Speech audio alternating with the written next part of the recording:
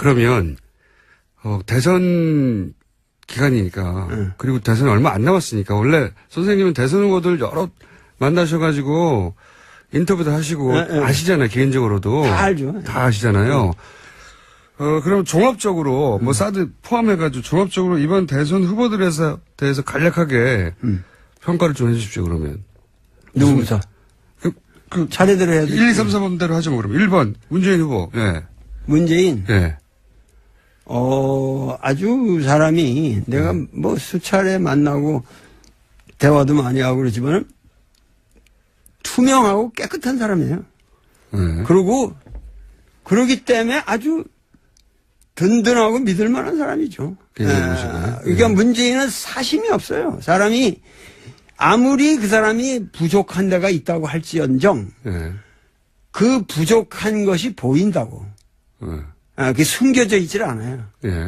그런 의미에서 사람이 투명하고 그런 의미에서 나는 믿을만 하다. 요 얘기만 하고 있습니다. 알겠습니다. 그럼 2번 홍준표 후보에 대해서는요?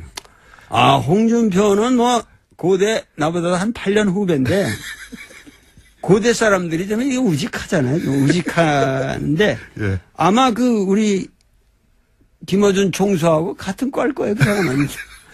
사실은 그 사람은 말이죠. 성격적으로 비슷한 부분이 있긴 있습니다. 여러 가지로 꼴보수의 대명사라고는 하지만 예. 밉지가 않아요, 사람이. 밉지가 않고 좀 코믹하다고 우리가. 코믹하다고. 그러니까는 그 사람은 그런 의미에서 상당히 귀한 존재예요, 이번 대선에서. 자기 할 말을 정확하게 하고. 그러면서도 자기 주장을 관철하고 그리고 그 사람이 또 어렵게 자라난 사람이잖아요. 헝그리 정신이 있기 때문에 끝까지 잘 완주하면서 우리 보수 세력들을 결집해서 위대한 대선을 난 치를 거라고 생각합니다. 본인이 대변하는 보수 세력을 잘 대변하고까지 가야 한다. 그리고 사람이 하여튼 괜찮은 사람이에요. 예, 알겠습니다. 3번 안철수 후보에 대해서 또. 안철수는 좀 불투명해요. 잘 안 보여요, 내 눈에. 그래서. 갑자기 다 칭찬하시다가 또 갑자기. 아니, 잘 안 보여요, 사람이. 그러니까 그 사람의 정말 뭔가 비전이 무엇이고 정말 원하고자 하는 것이 무엇인지 구현하고자 하는 것이 뭔지 그 인생의 가치관과 이런 것들이 명료하게 나한테 파악이 안 돼요. 미국의 어떤 전략적 모성처럼 지금 진보 보수를 다 잡아야 되니까 그런 스탠스를 취하는 거 아닐까요? 아니 근데 그런 것이 어떠한 논리적으로만 사람이 학습 능력은 상당히 있는 사람 같은데 그리고 무엇을 하나 이렇게 자기 인생의 화두로 잡으면 그걸 성취하는 그런 어떤 추진력도 있는 사람이 그건 확실한데 그것이 논리적 개발로는 안 된다는 거예요. 뭔가 가슴이 있어야 되고 어네스트 해야 된다. 진짜 정직해야 된다고. 근데 그게 이렇게 탁 팡샤 불교 용어로 뭘 이렇게 탁 놓고 있는 게 없어요. 항상 뭘 꽉 쥐고 있는다 하고 뭔가 베일에 깔려 있고 그래서 나는 조금 그리고 이런 목소리 같은 것도 요즘 최근에 진화해가지고 여러분 막 이렇게 되는데 난 그런 거는 영 마음에 안 드는 부분이고. 안철수 캠프에서는 또 다르게 생각하겠지만 지지자들은 아니 선생님의 평가는 알겠습니다. 예상과 다른 평가 계속 나오고 있습니다. 바른정당 유승민 후보는 어떻게? 바른정당 4번 유승민 후보는 원래 경제학자고 네. 그 부친이 상당히 합리적인 판단을 하시고 사셨던 분이고 그 유승민도 꼴보수적인 모든 외교 안보에 관해서 나하고는 뭐 차원이 다른 생각을 하는 사람이지만 경제 문제에 있어서나 정치적인 어떤 행보에 있어서 자기와 다른 사람들을 존중할 줄 알고 굉장히 이 대선 토론회에서도 차근차근히 합리적으로 누구보다도 명쾌한 안정된 논리를 가지고 대한다는 의미에서 그 사람은 그야말로 우리나라 보수의 새로운 희망이라고 볼 수 있죠. 기대를 하시는군요. 자, 마지막으로 5번 심상정 후보에 대해서는요? 심상정이라는 사람은 대학교 시절에 서울대학교에서 여학생회를 그 사람이 만들었잖아요. 그렇죠. 그래가지고 그 회장을 스스로 했고, 그러면서 그 졸업하자마자 구로공단에 그 의장 취업해가지고 동맹 파악을 유도했고, 그리고 25년 동안 계속 도발이 인생을 거치면서 오늘날까지 우리 사회에 심상정과 같은 존재가 있다는 것에 대해서 우리는 정말 감사해야 됩니다. 모든 국민이 심상정을 빨갛다 이런 식으로 바라보지 말고 우리 사회의 귀한 자산이다. 그야말로 그 홍석현 회장이 언젠가 그 사회적인 통합을 얘기하면서 어느 누구 정권이 들어서도 그야말로 노동부 장관만은 심상정이를 시켜야 되고, 노회찬 같은 사람이나 이런 사람들을 노동부 장관으로 시켜서 노동 문제를 다루게 해야 되지 않느냐. 난 이 말을 정확하게 되짚고 싶습니다. 이번 대선에서 이제 크게 떠오르는 그 구체적인 사안들이 예를 들어서 사드 얘기 떠오르고요. 그다음에 어제 토론회를 또 기준으로 해보자면 북한에 대한 태도, 북한을 주적으로 볼 거냐 아니냐 이런 거. 이게 이제 같이 맞물려서 돌아가고 있는데 우선 제가 사드에 대해서 한번 여쭤보고 싶은 것이 사드에 대한 입장들이 이제 후보들마다 조금씩 다르고 또 왔다 갔다도 하고 그리고 국민들 입장에서 뭐가 맞는지 잘 모르겠어요. 근데 이제 중국 전문가시니까 네네. 사드 배치에 대해서는 선생님이 보시기에는 어떻게 바라봐야 되는 겁니까? 그 사드라는 문제에 대해서 예. 정치가들이 조금 더 깊은 철학적 이해를 할 필요가 있고 국제 정세를 포괄적으로 파악해서 이걸 이해해야 한다고. 그러니까 사드라는 것 자체가 지금 전략적인 가치가 있느냐 없느냐 이런 걸 가지고 논의할 때가 아니에요. 무슨 얘기냐 하면은 여태까지 한국의 문제는 왜 북한이 여태까지 이 지경까지 이르렀냐 하면은 그것은 미국 정부가 역대로 뭐냐면은 전략적 인내라고 하는 기본 기조가 전략적 인내라고 하는 그게 그 말은 근사하게 보이지만 개무시라고 개무시. 그냥 북한이 무슨 지랄을 하든지 간에 그냥 개무시하고 넘어가면 인내하면은 우리한테 유리한 국면이 조성될 것이고 그 유리한 국면에 대해서는 항상 뭐냐면 책임은 중국에게 떠맡기면 된다. 중국 니들이 도와줘서 그런 걸 개발하는 거 아니냐. 송유관 막으면 될 거 아니냐. 이렇게 해서 미국은 미국 나름대로 중국을 핑계대고 개무시했고 중국은 대국의 입장에서 북한 문제가 중요하지만 이 핵 문제에 관한 한 그것은 니들 문제지. 그거는 미국과 너희들 사이의 문제지. 우리 문제가 근원적으로 아니다. 그래서 그 문제를 미국에다 떠넘겼다고. 그래서 양쪽에서 서로 개무시하고 떠넘기는 바람에 북한은 시간을 벌었고, 핵 개발을 할 수 있는 시간을 벌었고, 그러고 인정을 안 해주니까 아무도 주목을 안 해주니까 뭐 이 지랄 우리가 쇼를 한다는 거는 뭔가 이렇게 주목을 받기 위해서 하는 건데 아무도 주목을 하지 않으니까 점점 더 세게 나갈 수밖에 없잖아요. 북한은. 그러니까 북한으로서는 인정을 받자는 거예요. 자기 존재감을. 그리고 뭐냐면 자기 체제를 최소한 보장해 달라는 거예요. 국제사회에서. 우리가 그렇게 나쁜 놈만은 아니다라는 거를 얘기하고 싶은데 그 얘기하는 방식이 결국은 핵 개발이 그나마 세계 정치사에서 그 주목을 받을 수 있는 가장 값싼 방법이에요. 그 비싼 게 아니고. 그들 입장에서는 자기 생존을 보장받는. 생존을 보장받기 위해서는 가장 첩경에 현명한 선택을 한 거예요. 선생님이 아니었다면 제가 중간중간에 계속 영어 선택을 좀 자제하려고 했을 텐데 어쩔 수가 없이 계속 듣고 있습니다. 자제하겠습니다. 죄송합니다. 아니, 그런 거 신경 쓰지 마시고 계속 말씀해 주십시오. 징계는 저희가 받겠습니다.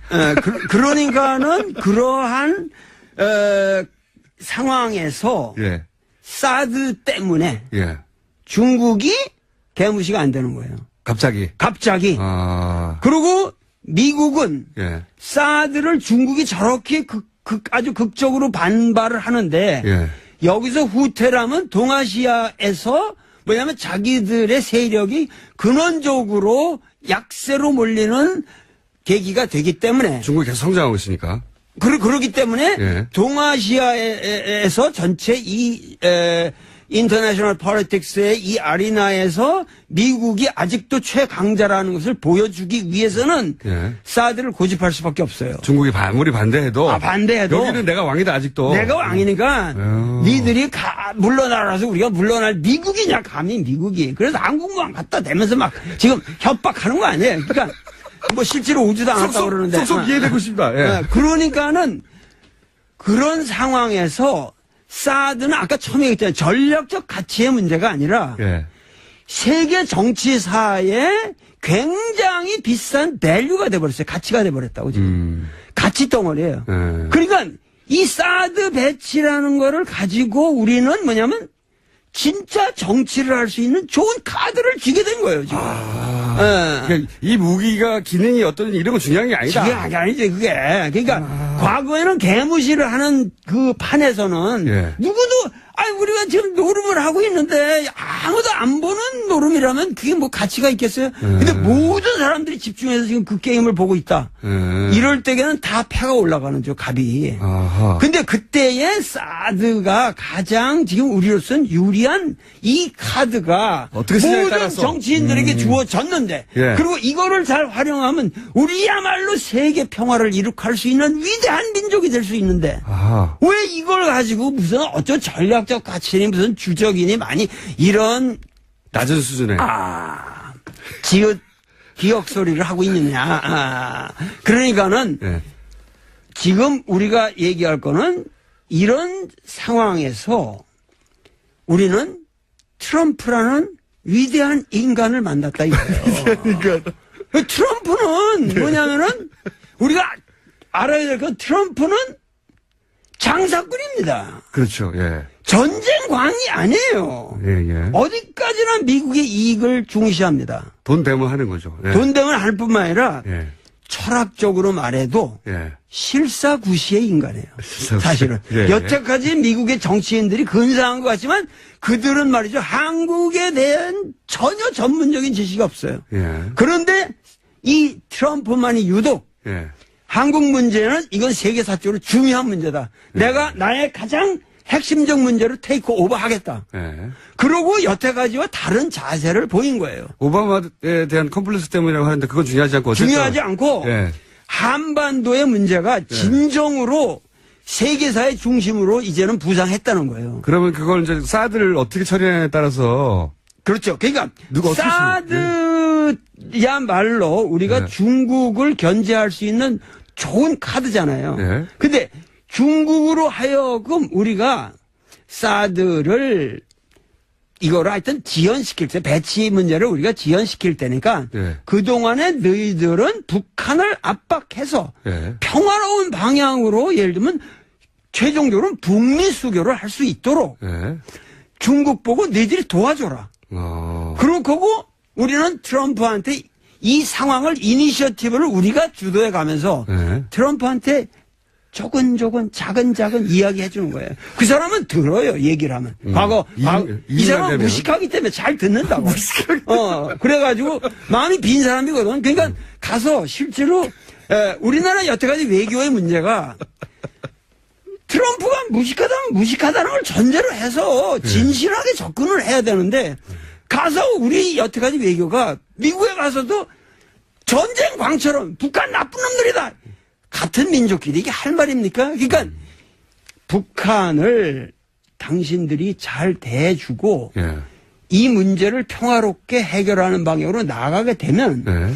당신들이 사드 필요 없이도 뭐냐면 압록강까지 전부 당신들이 경제적으로 완전히 전선을 칠 수가 있고 그러면 중국을 이 견제하는 방법에 사드보다 네. 북한과 북미 수교를 해서 북한을 당신의 그 우방으로 만들면 네. 중국은 꼼짝 못하는 거 아니냐. 그렇게 또 미국한테는 얘기를 하고. 미국에다가 설득을 하면은 네. 트럼프는 이러한 계기로 북핵 문제를 해결하고 북한이라고 하는 마치 악의 축인 것처럼 여태까지 이블 액세스로 여태까지 그 간주해왔던 네. 모든 이 선입견을 불식하고 네. 세계 평화를 이룩하면은 트럼프는 윈스턴 처칠보다 위대한 대통령이 되는 거죠. 정치가가 되는 거예요. 그런 기회를 우리가 만들어주는 트럼프한테 줄 테니 트럼프는 이걸 잡아라라고 잡아라. 우리가 그렇게 사드를 활용할 수가 있다. 활용할 수 있다는 거죠. 예, 중국에도 활용할 수 있다. 거꾸로 사드를 우리가 그 카드로 활용해야 된다는 말씀이시네요. 그러니까 예. 지금 가장 중요한 것은 예. 선거 때마다 북풍을 들고 나왔다고 사람들이. 그렇죠. 지금까지. 네? 예. 그래가지고 그걸로 협박을 해왔는데 이제는 그러한 식으로 북풍의 협박이는 안 통하는 새로운 시대가 왔다. 이것이 바로 장미 대선이다 이거예요. 이 장미 대선에서는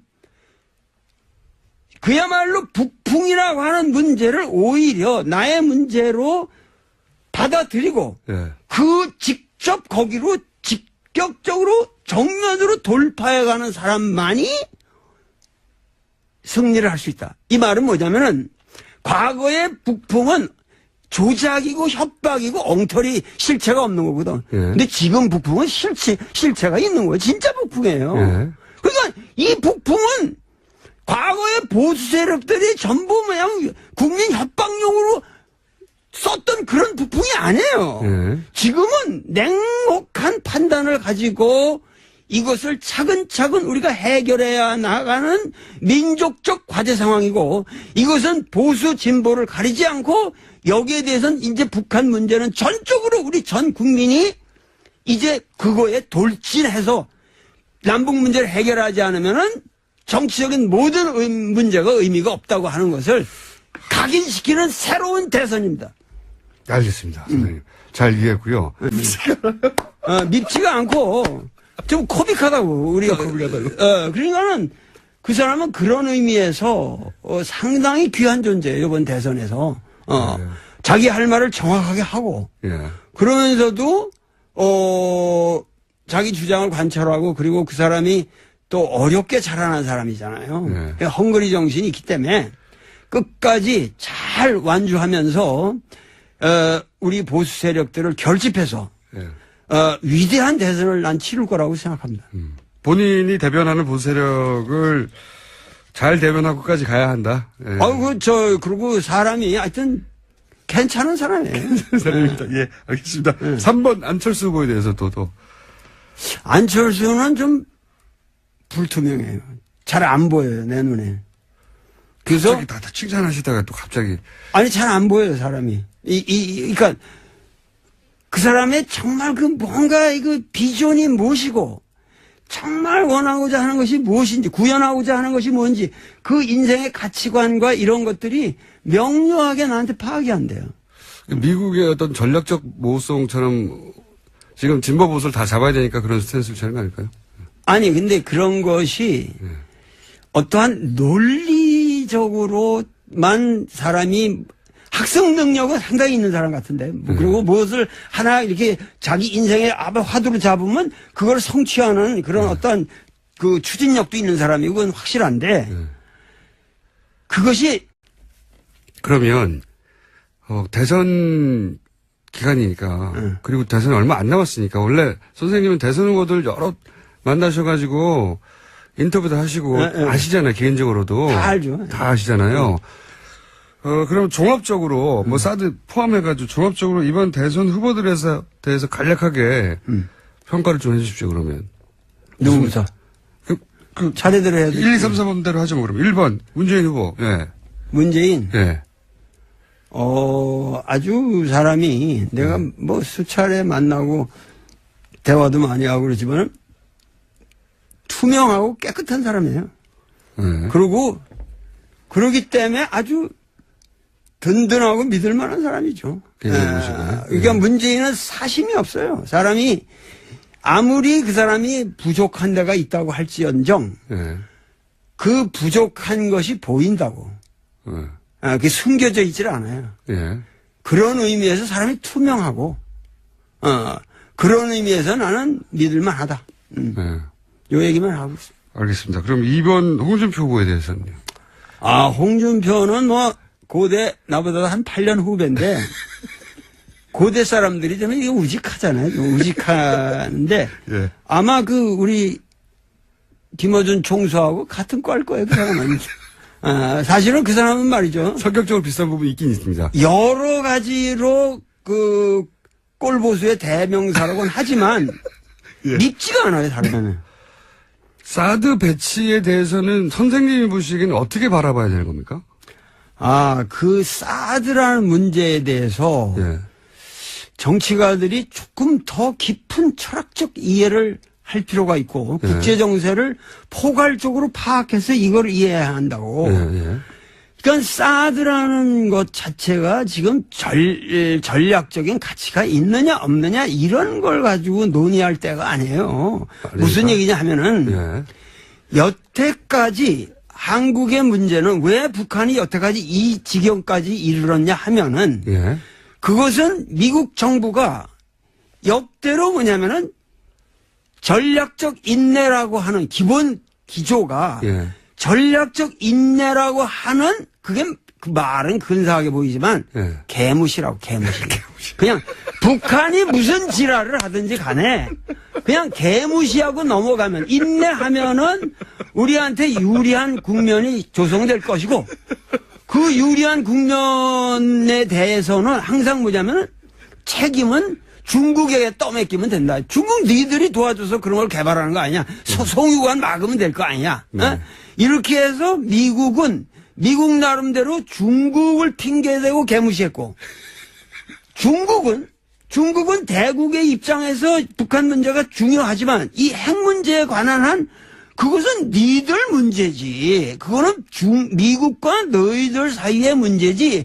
우리 문제가 근원적으로 알면 대학교 시절에 서울대학교에서 여학생회를 그 사람이 만들었잖아요. 그렇죠. 그래가지고 그 회장을 스스로 했고 그러면서 졸업하자마자 구로공단에 그 의장 취업해가지고 동맹 파악을 유도했고 그리고 25년 동안 계속 도발이 인생을 거치면서 오늘날까지 우리 사회에 심상정과 같은 존재가 있다는 것에 대해서 우리는 정말 감사해야 됩니다. 모든 국민이 심상정을 빨갛다 이런 식으로 바라보질 말고 우리 사회의 귀한 자산이다. 그야말로 홍석현 회장이 언젠가 사회적인 통합을 얘기하면서 어느 누구 정권이 들어서도 그야말로 노동부 장관만은 심상정의를 시켜야 되고 노회찬 같은 사람이나 이런 사람들을 노동부 장관으로 시켜서 노동 문제를 다루게 해야 되지 않느냐. 난 이 말을 정확하게 되짚고 싶습니다. 이번 대선에서 이제 크게 떠오르는 그 구체적인 사안들이 예를 들어서 사드 여기 떠오르고요. 그다음에 어제 토론회를 또 기준으로 해보자면 북한에 대한 태도, 북한을 주적으로 볼 거냐 아니냐 이런 거 이게 이제 같이 맞물려서 돌아가고 있는데 우선 제가 사드에 대해서 한번 여쭤보고 싶은 것이 사드에 대한 입장들이 이제 후보들마다 조금씩 다르고 또 왔다 갔다도 하고 그리고 국민들 입장에서 뭐가 맞는지 잘 모르겠어요. 근데 이제 중국 전문가시니까 논리적 개발로는 안 된다는 거예요. 뭔가 가슴이 있어야 되고 어네스트 해야 된다. 진짜 정직해야 된다고. 근데 그게 이렇게 탁 방샤 불교 용어로 뭘 이렇게 탁 놓고 있는 게 없어요. 항상 뭘 꽉 쥐고 있는다 하고 뭔가 베일에 깔려 있고 그래서 나는 조금 그리고 이런 목소리 같은 것도 요즘 최근에 진화해가지고 여러분 막 이렇게 되는데 난 그런 거는 영 마음에 안 드는 부분이고. 안철수 캠프에서는 또 다르게 생각하겠지만 지지자들은 아니 선생님의 평가는 알겠습니다. 예상과 다른 평가 계속 나오고 있습니다. 바른정당 유승민 후보는 어떻게? 바른정당 차관 유승민 후보는 원래 경제학자고 그 부친이 상당히 합리적인 판단을 하시고 사셨던 분이고 그 그 유승민도 꼴보수적인 모든 외교 안보에 관해서 나하고는 뭐 차원이 다른 생각을 하는 사람이지만 경제 문제에 있어서나 정치적인 어떤 행보에 있어서 예. 자기와 다른 사람들을 존중할 줄 알고 굉장히 이 대선 토론회에서도 차근차근히 합리적으로 누구보다도 명쾌한 안정된 논리를 가지고 대한다는 의미에서 그 사람은 그야말로 우리나라 보수의 새로운 희망이라고 볼 수 있죠. 기대를 하시는군요.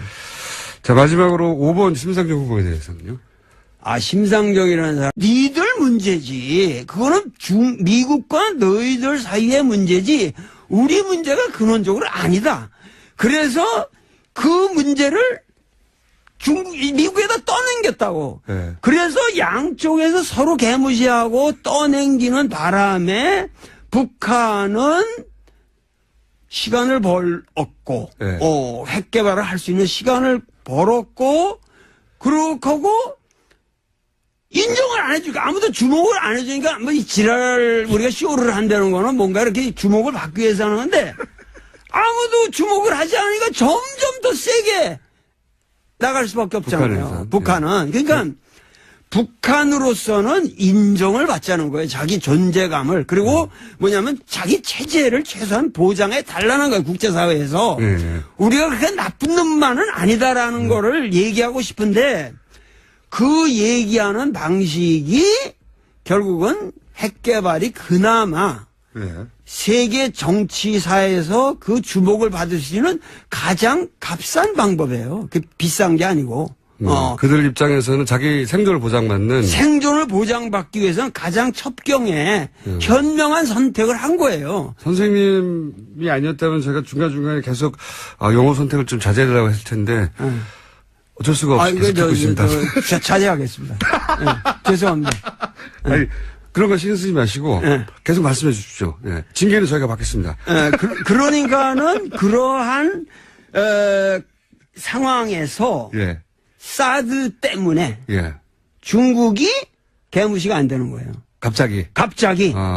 그리고 미국은 사드를 중국이 저렇게 아주 극적으로 반발을 하는데 여기서 후퇴라면 동아시아에서 뭐냐면 자기들의 세력이 근원적으로 그 구체적인 사안들이 예를 들어서 사드 얘기 떠오르고요. 그다음에 어제 토론회를 또 기준으로 해보자면 북한에 대한 태도, 북한을 주적으로 볼 거냐 아니냐 이런 거 이게 이제 같이 맞물려서 돌아가고 있는데 우선 제가 사드에 대해서 한번 여쭤보고 싶은 것이 사드에 대한 입장들이 이제 후보들마다 조금씩 다르고 또 왔다 갔다도 하고 그리고 국민들 입장에서 뭐가 맞는지 잘 모르겠어요. 근데 이제 중국 전문가시니까 사드 배치에 대해서는 선생님이 보시기에는 어떻게 바라봐야 되는 겁니까? 그 사드라는 문제에 대해서 정치가들이 조금 더 깊은 철학적 이해를 할 필요가 있고 국제 정세를 포괄적으로 파악해서 이걸 이해해야 한다고. 그러니까 사드라는 것 자체가 지금 전략적인 가치가 있느냐 없느냐 이런 걸 가지고 논의할 때가 아니에요. 무슨 얘기냐 하면은 여태까지 한국의 문제는 왜 북한이 여태까지 이 지경까지 이르렀냐 하면은 그것은 미국 정부가 역대로 뭐냐면은 전략적 인내라고 하는 기본 기조가 전략적 인내라고 하는 그게 그 말은 근사하게 보이지만 개무시라고 개무시. 그냥 북한이 무슨 지랄을 하든지 간에 그냥 개무시하고 넘어가면 인내하면은 우리한테 유리한 국면이 조성될 것이고 그 유리한 국면에 대해서는 항상 뭐냐면 책임은 중국에게 떠맡기면 된다. 중국 니들이 도와줘서 그런 걸 개발하는 거 아니냐. 송유관 막으면 될 거 아니냐.